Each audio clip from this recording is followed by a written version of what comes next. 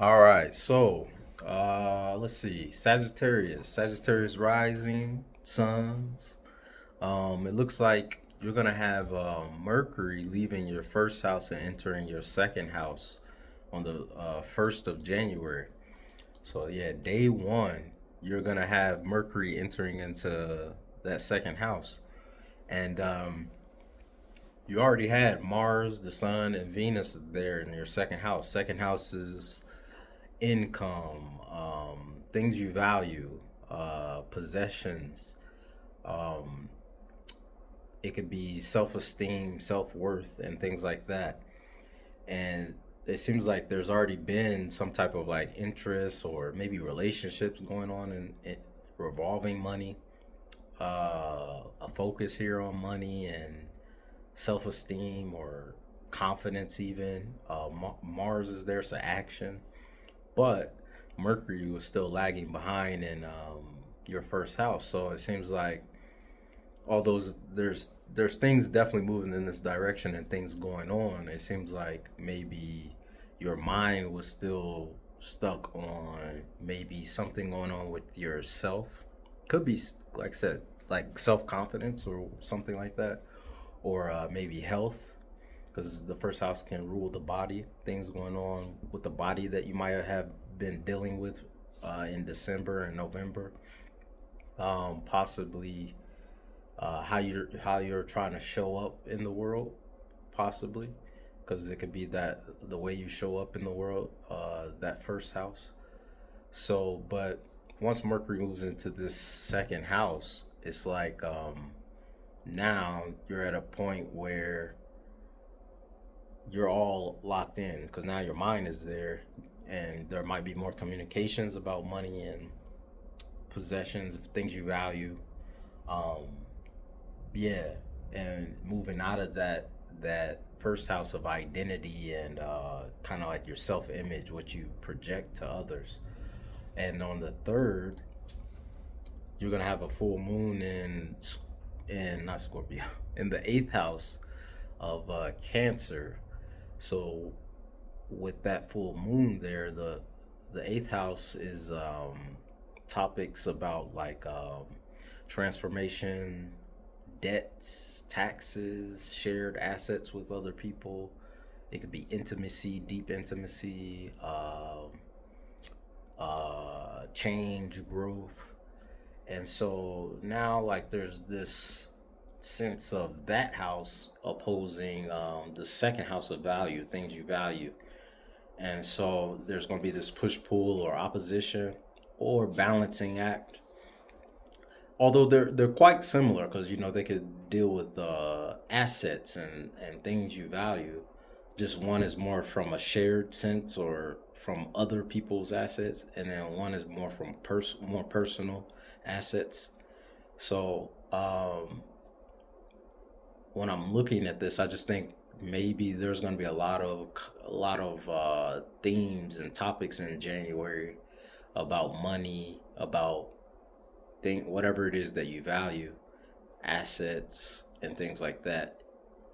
Um, and then even on the 10th, you got that because there's Jupiter in Cancer too in the eighth house, and Jupiter is exalted. But then you also have Mars in the second house, and it's exalted, and so they're gonna make an exact opposition at 20 degrees on the 10th. And also, you got the sun there at 20 degrees and Venus at 21 degrees, both in Capricorn with Mars, and Mercury and Mars at 14 degrees. So it's really like still this pull towards your personal values and maybe money, income, things like that, versus what's going on in that eighth house. So I really see like, yeah, probably money, like a lot of things going on, a lot of action, a lot of things involving money, while at the same time, maybe with Jupiter in the eighth house, maybe you're trying to find like a deeper meaning for something, or maybe you're trying to expand your uh, expand some type of shared asset with somebody, like maybe buying that house and going in with somebody. You're getting your income, your half, of things together so that way you can work on something with somebody else and expand there. It could definitely play out a lot of different ways. And then on the 16th, you also have the moon entering into that second house of personal assets and personal values and possessions. So like I said, I really just see this. That's 5 planets. I really see that first half of the month really about, you income, whether it's just flowing in or you're getting to the money some way somehow. You also got, like, as these planets get later to later degrees, um, they're coming into a trine with Taurus in your sixth house of work. So yeah, like maybe surprise work with surprise routine, just surprise money might even be just coming in. Really interesting and exciting. But I do think, the next day, like after the moon comes in to that second house, Venus will be coming out into the third house of Aquarius. And so something is probably catching your interest. Something's maybe in a relationship. Maybe there's a relationship developing because Venus rules relationships, value, some type of value in communication. You're valuing something new. You're starting to see something new because the third house is communication, siblings, interactions with siblings, people around you, how you think, and things like that. So Venus is the first to leave the Capricorn area, and so something like kind of catches your mind maybe, and then the very next day there's a new moon in Capricorn though, but at 28 degrees, which is real close, and it's about 1 degree. It's about 3 degrees off from Venus, and so I think that might also have like a like say so and like what's going on, and then it might be the catalyst of what's starting. So maybe some new communication, maybe even a surprise, unexpected communication, and then it starts a catalyst of things going on. Now, this also rules siblings, so it could be going on with your siblings, something with your siblings. Um, Maybe because you got Jupiter in the eighth house, maybe you're doing like some type of money making thing or something with your money with a sibling. And as you know, the days follow, on the 20th, you got the Sun, Mercury entering Aquarius. And then on the 23rd, you got Mars entering Aquarius as well.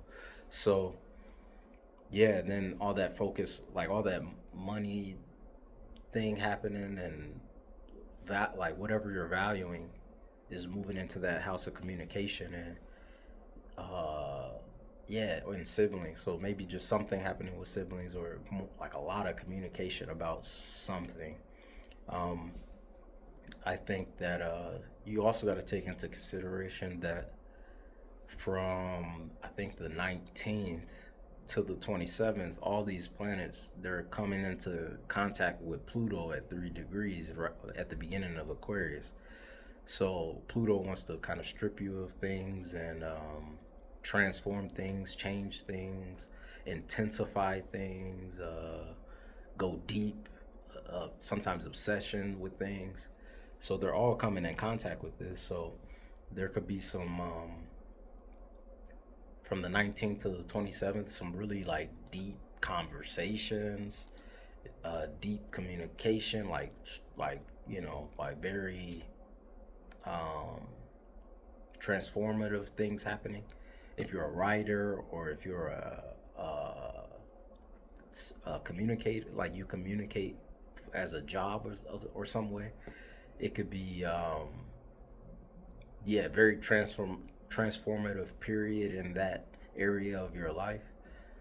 And then you also got on the 26th, which I think is one of the bigger things that to end the month. You got Neptune going into your fifth house of Aries.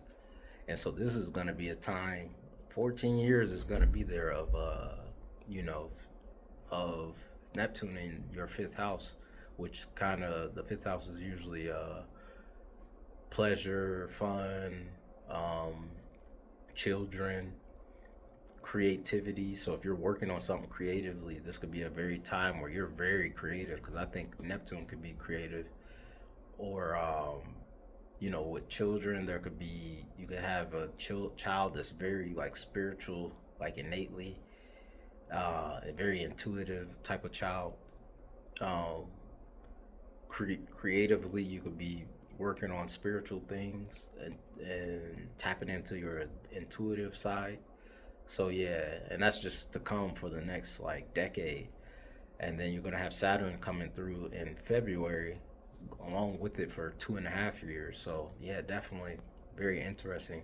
So I think at the first half of the month, it's a lot about money, assets, and things like that. But then it turns into kind of, I don't know. It seems like maybe something about siblings, or communication, like some type of communicative type thing in your life.